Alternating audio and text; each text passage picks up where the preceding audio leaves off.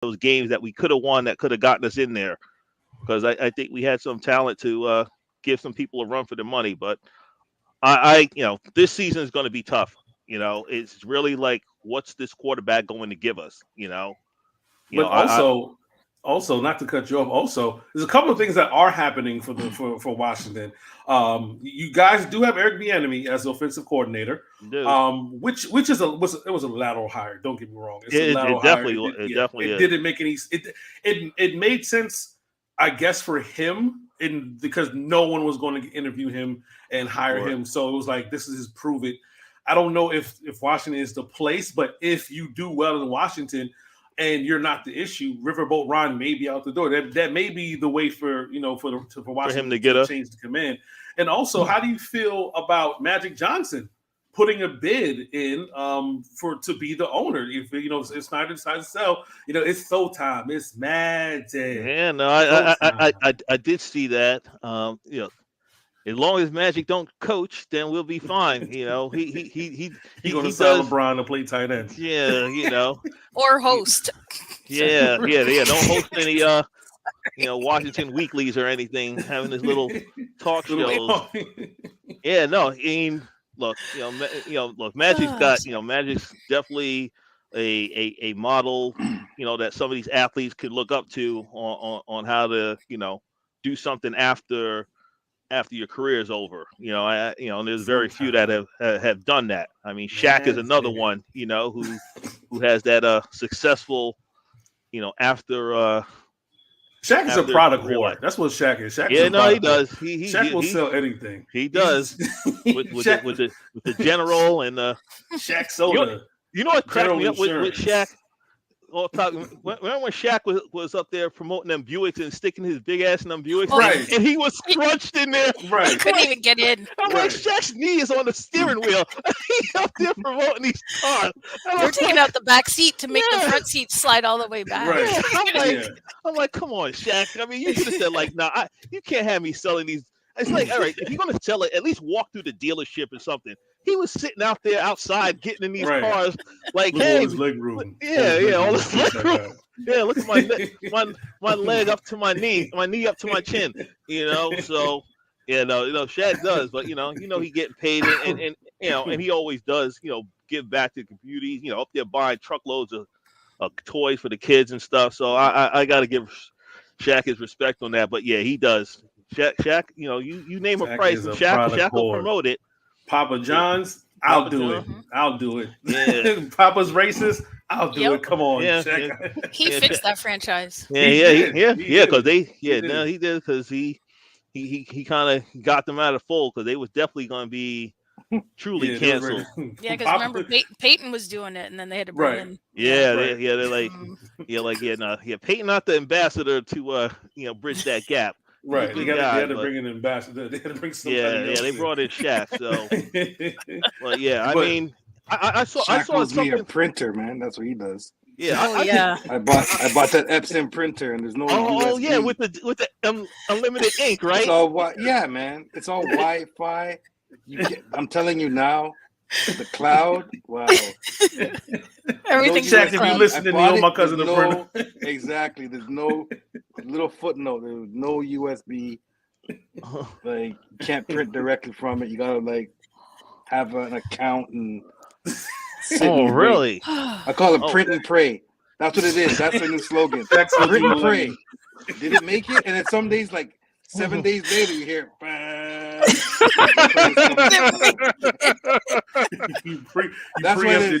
why it's like, don't worry about ink, because you don't worry about printing. Yeah. Save so much of ink because you can't get it to print. You can't get it to print. Genius. Or at least when or what you want. Yeah, I remember him. He was pushing those unlimited ink Epson printers. So, all right. So, thanks for your review, Dale. I definitely not going to get one of those. I'm not going to get that. Thanks, Shaq. Shaq. That is a miss. So, but let's move on to the Dallas Cowboys, the team that America's team, the team that people love to hate. I think it says, here we go. Yeah. The hat made it. You guys got Jalen Ram. Was it Jalen Ram? No, Dolphins are Jalen Rams. Y'all got Brandon Cooks. Got Brandon Cook.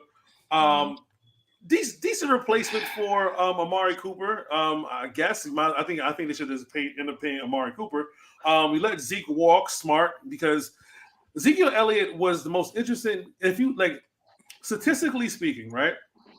I've never seen a running back decline every single season. And when I say decline, I'm talking about production wise. Like his rookie long was 60 yards, and I think last year's long was 28. If you look at his stats, every year his stats go down. Yards per game, yards in general, and like his longest rush of the season.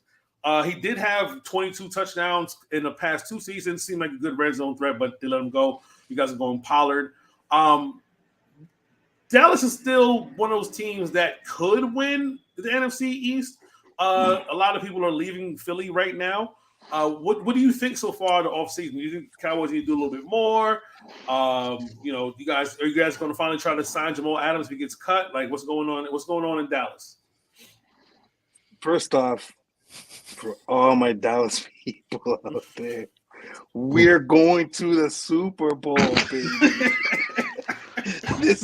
You're talking East. We're talking Bowl, bro.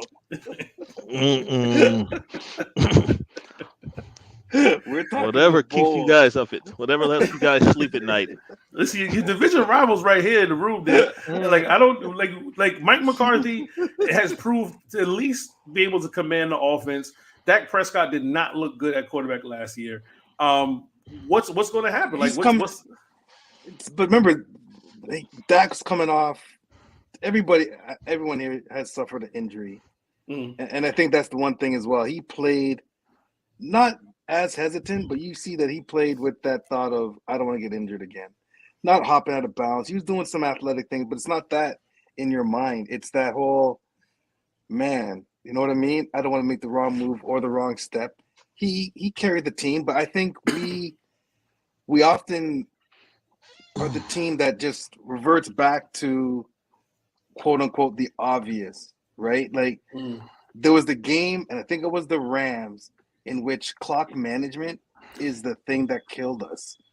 Because I do recall we were down to seconds, and all we needed was maybe 7 yards, or maybe like a couple of plays. It was ours, and they were going deep. Like it was nuts. I just sat there going. I literally saw the play, and I said, we are gonna lose. Like we were playing to lose. And I also think in the playoffs we were playing not to win, but it was almost like one of those not to lose, and we can keep it close. We always seem to do that. It's the let's keep it close and let's make it a game, and then possibly we can overshoot. We need to we go back through the years, like you step on the throat and you step on it some more. You don't care who you're running over, right? It still irks me. Years ago, never let it go, because Leon Lett. Come on, man, I'll never forget that, bro. We were the Thanksgiving. Right? Remember the Thanksgiving? The ball, like BB hold the or the slide during the season, and kick the ball. Unforgivable, right? We don't hold the Cowboys to an account as we did years ago, right? Even though we were winning, we still demanded that perfection. It's just all this out. Like I just feel we're always going for an out, but they made some all right moves. I mean, it's tough. Feel sorry for all those people that bought the jersey, but Zeke had to go, and you're right on the decline. But there's a lot of Cowboy running backs. I don't know if we're the one that get hit by the bug, but very few escape it. Like Smith was a unicorn, but those before, it's 1-2 years and done. When they signed into that longer term contract, I was very surprised. Right? There's a lot. Those years. Oh yeah. They gave them money before Dak. That was really surprising. Yeah, that was surprising. It's the Salvation Army kettle. Yeah. And then Dak getting tackled by the Real Housewives in those commercials. Sorry. I'm Canadian. I don't see those commercials. I'll send you a link. And I'm okay with it. Probably won't work. It'll probably say not available in your region. I'm okay with it. I am because it's bad. Yeah, I'm fully okay with that. And then obviously Jones, if you're listening, Jones, stop coming down and coaching in the last quarter. Get a GM. That's the other problem. That's the other problem. That's the biggest problem. I think with Green Bay needing an owner and the Cowboys needing a GM, they should switch. GM go to Green Bay and GM come to Dallas.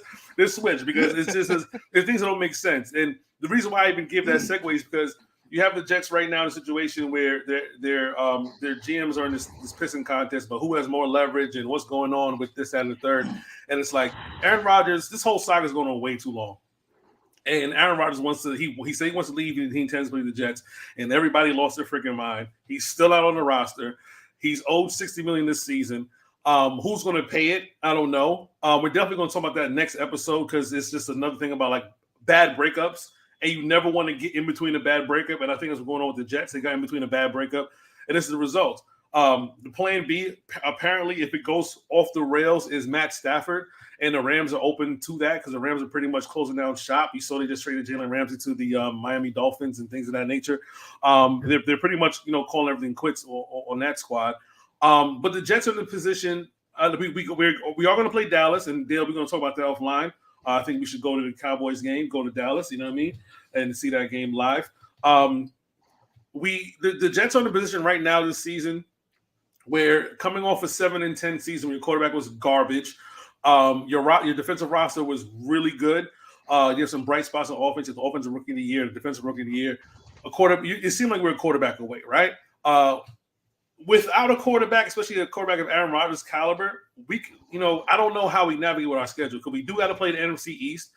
We got to play Dallas. We got to play Washington. We got to play the Giants. We do got to play the AFC, I think, West. So we got to play Kansas City. We got to play the Chargers. There's not going to be easy schedule for the Jets this season. And we definitely need a quarterback who can navigate that. And I don't think – everybody's saying the deal is done. I think the deal is done as well, and it's going to be completed soon. But there's still a lot of pieces that we got to get. And I'm just watching – every time I get an ESPN alert, it's somebody going to a different team. So I'm from my position, my standpoint, I think out of all the teams – and I'm talking about right now, the teams we're discussing, in the best position right now, I would say Dallas is in the best position considering – their history right now. They're going to win at least 11, 12 games. I think the Jets could be in a good position to be second. Once we get Aaron Rodgers, get these other pieces, I'm going to say the Commanders will be third and Tampa Bay will be fourth. If during the season. Now, things can happen. Anything can happen, especially in the NFC. We just watched the Giants go to the playoffs. And they had one of the worst roster scores in the league. I think it was like a 64 or something like that. Their roster was one of the worst in the league. Anything can happen. If this guy if this guy in Washington, not Heineke, what's his name? Oh, you're talking about the court is Sam Howell? Howell. Sam Howell. If Sam Howell is the guy and Bieniemy is that brilliant offensive coaching mind, all of a sudden the Commanders are a serious team to consider to be a playoff contender and for the division. I can't say the same for Tampa because they have the talent there, but they don't have the quarterback. Now, if Baker Mayfield, if this is a renaissance revision for him, especially in NFC South, they can compete, and you don't need that many wins in the South to go to the playoffs. 8 wins to get you in. You know what I mean? And that's and again, Dallas being who Dallas are, like in Mike McCarthy and the offense and stuff like that, they're in a good position. I think the Jets could be in a good position, but I don't think they're going to be. Hashtag Andrew just said Cowboys win the Super Bowl. Thank you. I don't think you heard it here first. You heard it here first. I don't think we'll be in the greatest position, but the trash talk last season, it started off good for me. My team was good, and then we ended up stinking. And that was it. It was far and few between. Some Tampa Bay somehow made it to the playoffs, and the Cowboys made it to the playoffs, and the Commanders and the Jets were home. And hopefully this season will be a little different for everybody. But let's move forward to a topic. We love talking sports on the Middle Show Podcast. Make sure you guys subscribe, comment, rate, subscribe on our YouTube page. Make sure you subscribe on Apple and Spotify and anywhere you get your podcast. We like to keep things light on this show, and nothing is more lighter than this conversation right here. Wash, rag, and towel. And the reason why I say wash, rag, and towel because we are all from Caribbean descent here. Yeah, Jamaican family. So when you got in that tub, you had to have your wash rag and towel. But guys, this is what I want you to see. Dan Orlovsky had on Twitter says, question is, how many times do you use a towel post shower till you throw it in the laundry? I'm 30 times or so till it goes in. And no, I agree, but that air better be hot. 30 times. No. 30 times of usage. A whole month worth of usage of a towel and more. But even if he showers twice a day and like it's 15 days and it's 30, that's still wrong. Because that towel has to be black. So sorry, let me ask you this. So sorry. This is the first time I'm hearing about this. He's talking about his wash rag? He's talking about his towel. Or his towel to dry him. Towel to dry him. But listen, we have the reason why I'm saying wash rag and towel, because there's this phenomenon to some black people that we don't know, that white people don't use wash rags. There's a couple of things. Let's start about the things we've probably learned if you're not on Twitter. White people don't wash their legs. That's one of the things that I've learned. I did hear that. I've heard that. They said that the soap runs down, so you don't have to wash your legs. Yeah, just wash the upper part and let the soap run down to the lower. No. Yeah. Second thing, no wash rag. Raw bar soap. No. All over. No wash rag. No. We'd be beat. Like if we did that as a kid, like we'd still be beat right now. That's the first thing they check to make sure you bathe. What? Was the wash rag. Was the wash rag, right? To make sure you bathe was to check the wash rag. Wait, hold on. What was the third thing? It was wash rag. It was not washing the legs. Third thing, showering every day isn't necessary. That's the third thing. So there's the 1-2 skip a few bunch who feel like, we don't have to wash all the time. So Dan Orlovsky just put his foot in it, representing people, and said 30 times. We all know who our auntie was. What? May she rest in peace. Okay, I'm still afraid of her. I'm gonna go out there, wash rag once. That's me, or what I deem wash rag. That's this tiny one you hold in your hand. Rag once. Your towel. My thought is you're coming out clean, so you can dry off once a week. You change that. Two times, maybe 3. Then you're dumping it. That's because you're drying off. Right. But you're drying off, and if you pick up the towel and it's froze, that means you weren't washing right to begin with. That's me. You could get a towel. You could get a bigger towel because they're more expensive. I got mad people in my house. You could get away. But when you're doing laundry, no matter how much. So here's the thing, though. The catch: if you're doing laundry, it don't matter if that person put it up the night before or they had it for the 3. All towels. All of them come down. To the wash. Everything comes down. There's no monitoring. But I'm just saying, when you go and change it, right? I give you 2-3 showers max. Wash rag once. Andrew, you forgot the jeans. Jeans, okay. They can't be standing up. I'm sorry. Well, that's the washing. We're going to get into the clothing part too, because Charles Barkley had something very interesting to say about some hygiene talk. But I know Glenn had some thoughts about the wash rag and towel. I know in our household, it was, mom did the laundry. You had your wash rag. You had your towel. If it went a whole week, that was the week. I think that was what it was for us. It was for a week at least. If it was 2 weeks or anything, whatever, maybe a week and a half, but it's your discretion. Hey, you smell the towel, it got to change. It's frowsy, whatever. Wash rag. I think you go a little further with the wash rag because. But here's the thing: wash rag. You're washing your face in the sink. That's a different wash rag. If you're talking about the wash rag where you're scrubbing certain private parts in the shower, that's an instant dump.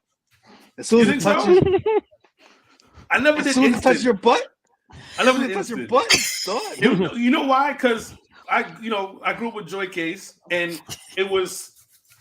Whatever she used to do when we were done with the shower, she and do that and rinse it and squeeze it. That's why me not use nobody on towel. That's why me not use nobody on towel. Bun fire on towel. Yeah, that's good. No, man. But that's how you get. That's how you get sty in the eye, bro. Well, and ringworm on your arm and stuff. You don't know where it came from. Yeah. It's not just a dirty barber. Yo, you remember we were just in Jamaica, man. That was our fight. Oh, yeah. Wash rag. Oh, wash rag, yeah. We gotta beg for it. We had to beg, every day we had to ask for a new wash rag. Every single day. You come back in the back, and this is supposed to be a Caribbean thing. Like, yo. Yeah. they ought to know better. Yeah, I think they were waving it. Yeah, plus they white. Right. Yeah. They're white. You're white wash rags. They're white, so you even know more if you gotta change them. Right. Some of the wash rags was thin as hell too. I couldn't, I'm like, I could see my hand through this thing when I'm putting soap on it, but they were bad with changing them, man. You can go, like when you go out to the hotels. Yeah, I can, if you're there a week, maybe I change the towel 2 or 3 times, and even more especially if you go in the pool and you got that chlorine, you're washing and drying that off of you. So I can get, changing it often. Yeah, 30 is ridiculous.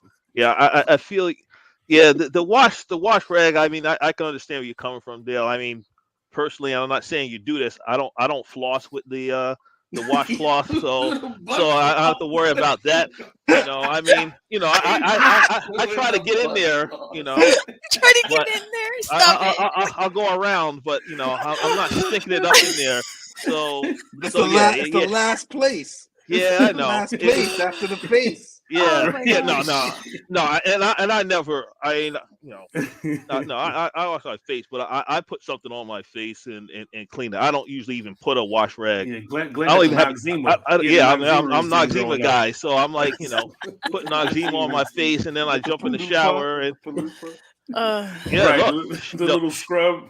Shout out to Mom. Yeah, I have one of those, but I don't use it. But no, I remember when I was, basically hitting puberty, I started getting pimples and stuff, and Mom was like, "You need to start using this Noxzema." And honestly, since I was like 11 years old, I've always used it. And it was funny. Vaseline didn't work. Huh? No. Now that Vaseline, that's the key. That's when it's cold. Yeah, that was cold out. But to wash my face and stuff, I used to always use Noxzema. Still use it to this day. And I remember when I was in college, and look, I went to college. It was a lot of white people there. And when I was, I'm in the bathroom before I get in the shower. I'm in the sink. And I'm putting. And people looking at me like I'm, putting on clown makeup or doing some white face thing, and I'm like, white face. Yeah, so I'm doing like the reverse. So Noxzema is that little the blue and the blue bottle. Yeah, the white cream in a blue bottle. Yeah. It's you can use it. It's a moisturizing cream, but you can use it to take off makeup too. Women use it for that. But yeah, so I used that because soap was drying out my face and stuff, and I was breaking out, so I really stopped using, stop washing my face with some of these soaps because that it's not really good for it. But the Noxzema, that's what I would usually use. So I never really ever had the wash rag ever touching my face. It's more touching my body. But I hear what you're saying. Yeah, you can't be using that for countless periods of time. But can't cross the streams. Yeah, I feel what you're saying. Yeah, the streams can't cross.